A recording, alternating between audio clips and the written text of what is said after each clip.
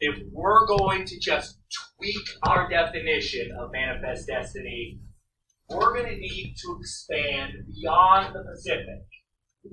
But if we're going to just tweak that definition, there are going to be a few more reasons as to why.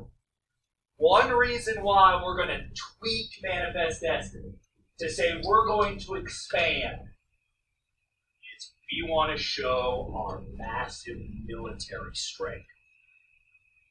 By the late 1800s, we have industrialized and we've done it quickly. Now, we may not be able to necessarily compete with those Europeans. They're still ahead of us. But we're very much on the rise. And if we're going to be a massive world power, if we are going to have a global presence, the conflict between military branches is going to rise. It always does. Literally for thousands of years, this argument has taken place, where other empires say, we want a global military presence. Do we invest in the army or do we invest in the navy? Now, like I said, this debate has gone on for literally thousands of years.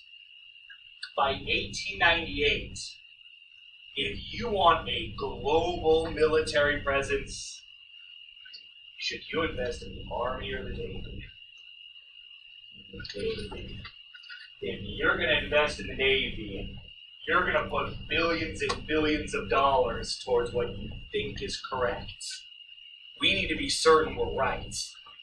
There's an American admiral who is very sharp.